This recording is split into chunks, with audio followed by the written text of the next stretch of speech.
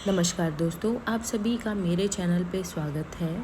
आज है गोवर्धन पूजा, दिन 2 नवंबर 2024। आज हम जानेंगे शुभ मुहूर्त, महत्व और पूजा विधि और गोवर्धन की कथा। आइए शुरू करते हैं।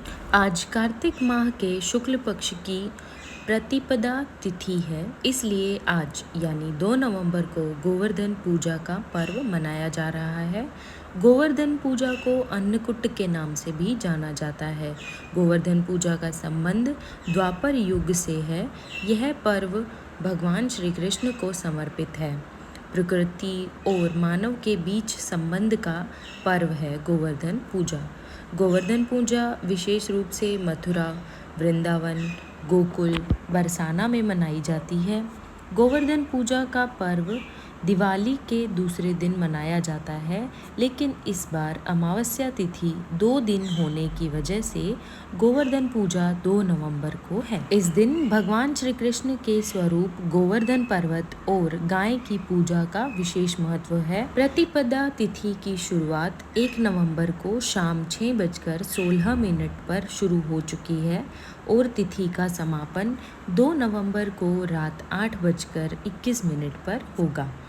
ऐसे में उदया तिथि को आधार मनाते हुए गोवर्धन पूजन 2 नवंबर को है, यानी आज। पूजन का शुभ मुहूर्त 2 नवंबर को दोपहर 3:22 से लेकर शाम 5:34 तक का शुभ मुहूर्त है। इस शुभ मुहूर्त में गोवर्धन पूजा करना बहुत ही शुभ माना जाता है। गोवर्धन पूजा का महत्व।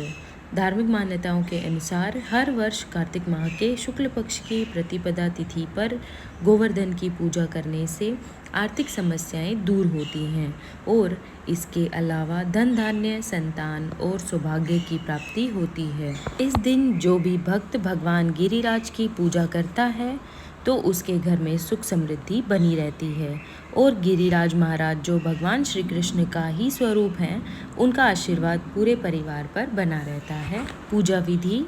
गोवर्धन पूजा पर गाय, भगवान कृष्ण और गोवर्धन पर्वत की पूजा का विशेष महत्व होता है। गोवर्धन पूजा करने के लिए आप सबसे पहले घर के आंगन में गाय के गोबर से गोवर्धन की आकृति बनाएं। इसके ऊपर रोली, चावल, खीर, बताशे, जल, दूध, पानी, केसर, फल आदि, फूल और दीपक जलाकर गोवर्धन भगवान की पूजा करें।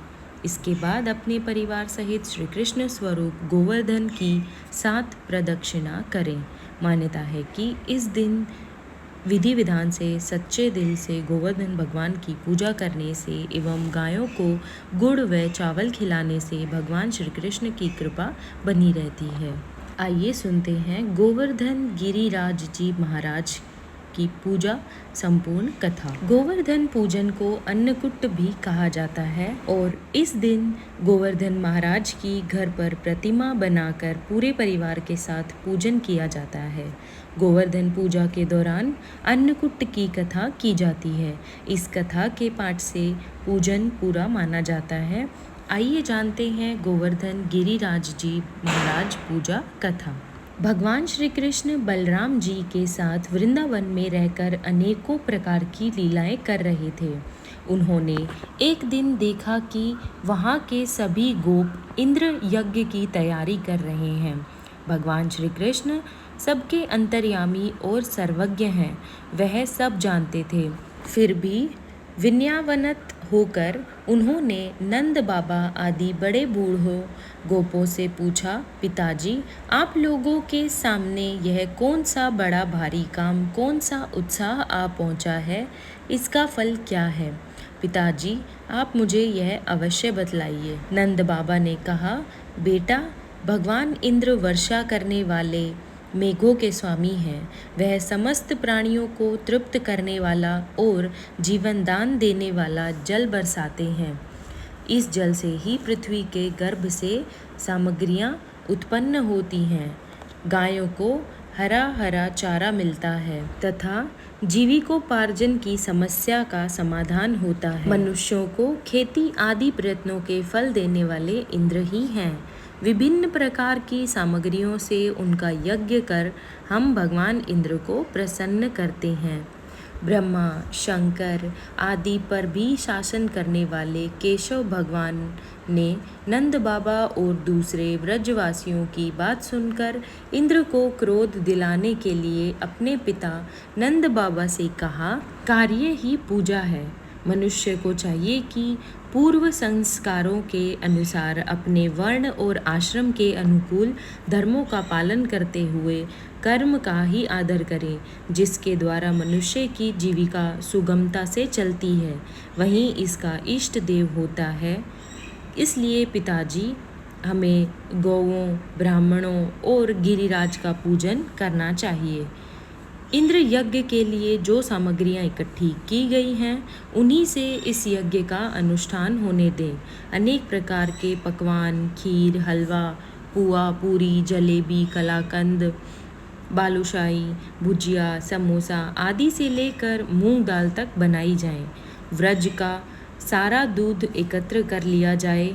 वेद पाठी ब्राह्मणों के द्वारा भली भांति हवन करवाया जाए और अनेक प्रकार के अन्न, गौएं और दक्षिणाएं दी जाएं। गायों को चारा दिया जाए और फिर गिरिराज को भोग लगाया जाए।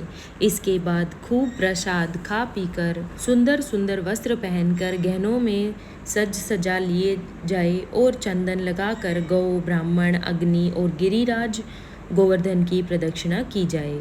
पिताजी, मेरी तो ऐसी ही सम्मति है। ऐसा यज्ञ गौ, ब्राह्मण और गिरिराज को तो प्रिय होगा ही, मुझे भी बहुत प्रिय होगा। नंद बाबा और ब्रजवासियों ने कहा कि बेटा, हमें इसमें कोई आपत्ति नहीं है, लेकिन इंद्र महाराज नाराज हो जाएं तो फिर इंद्र के कोप से तुम्हें हमारी रक्षा करनी होगी। जो कुछ भी हम भोग लगा देंगे वह सब कुछ खाना होगा। हमारी संपूर्ण अभिलाषाओं को जिस प्रकार इंद्र पूर्ण करते हैं, उसी प्रकार पूरा करना होगा। भगवान श्री कृष्ण ने नंद बाबा आदि की सभी बातों को मान लिया, क्योंकि कालात्मा भगवान की इच्छा थी कि इंद्र का घमंड चूर चूर कर दें। भगवान श्री कृष्ण ने जिस प्रकार यज्ञ करने को कहा था, वैसा ही यज्ञ उन्होंने प्रारंभ कर दिया। पहले ब्राह्मणों से स्वस्ति वाचन कराकर उसी सामग्री से गिरिराज और ब्राह्मणों को सादर भेंटें दी और गौओं को हरी हरी घास खिलाई। इसके बाद नंद बाबा आदि गोपों से ने गौओं को आगे करके गिरिराज की प्रदक्षिणा की। ब्राह्मणों का आशीर्वाद प्राप्त करके वह और गोपियाँ भली भांति श्रृंगार करके और बैलों से जूती गाड़ियों पर सवार होकर भगवान श्री कृष्ण की लीलाओं का गान करती गई, गिरिराज की परिक्रमा करने लगी। भगवान श्री कृष्ण गोपों को विश्वास दिलाने के लिए गिरिराज के ऊपर एक दूसरा विशाल शरीर धारण करके प्रकट हो गए तथा मैं गिरिराज हूँ, इस प्रकार कहते हुए सारी सामग्री आरोगने लगे। एक रूप से पूजत है, एक रूप से रहे पूजाए, सहस भुजा फैलाए के मांग मांग के खाए। सभी जन गिरिराज बाबा का आशीर्वाद प्राप्त कर प्रसन्न चित्त हो रहे थे। उसी समय देवर्षि नारद इंद्र महोत्सव देखने की इच्छा से ब्रज में आ गए। पूछने पर ब्रजवासियों ने बताया कि श्री कृष्ण की आज्ञा से इस वर्ष इंद्र महोत्सव समाप्त कर दिया गया है। उसके स्थान पर गोवर्धन पूजा की जा रही है। यह सुनते ही नारद उल्टे पांव इंद्रलोक गए और खिन्न मुख मुद्रा में बोले, हे राजन, तुम महलों में सुख नींद की खुमारी ले रहे हो, उधर ब्रज मंडल में तुम्हारी पूजा समाप्त करके गोवर्धन पर्वत की पूजा हो रही है। इसमें इंद्र ने अपनी मान हानि समझकर मेघों की को आज्ञा दी कि वे ब्रज में जाकर प्रलयकारी मूसलाधार वर्षा से पूरा गांव तहस नहस कर दें। पर्वताकार प्रलयकारी बादल ब्रज की ओर उमड़ पड़े। भयानक वर्षा देखकर ब्रज मंडल घबरा गया। सभी ब्रजवासी श्री कृष्ण के शरण में जाकर बोले, भगवान इंद्र हमारी नगरी को डुबाना चाहते हैं, अब क्या किया जाए। श्री कृष्ण ने सांत्वना देते हुए कहा कि तुम लोग गौओं सहित गोवर्धन की शरण में चलो, वही तुम्हारी रक्षा करेंगे। इस तरह से समस्त ग्वाल वाल गोवर्धन की तराई में पहुंच गए। श्री कृष्ण ने गोवर्धन को कनिष्ठा उंगली पर उठा लिया और 7 दिन तक गोप गोपिकाओं ने उसी की छाया में सुखपूर्वक निवास किया। भगवान की कृपा से उनको एक छींटा भी न लगा। इससे इंद्र को महान आश्चर्य हुआ।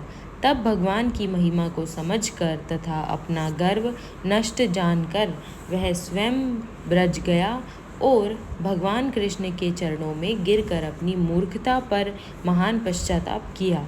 7वें दिन भगवान ने गोवर्धन को नीचे रख दिया और इसी भांति प्रतिवर्ष गोवर्धन पूजा करके अन्नकूट उत्सव मनाने की आज्ञा दी। तभी से यह उत्सव अन्नकूट के नाम से जाना जाने लगा। हम उम्मीद करते हैं आपको हमारी आज की यह कथा पसंद आई होगी। ऐसी ही वीडियोस के लिए हमारे चैनल को ज़रूर सब्सक्राइब कीजिए। धन्यवाद।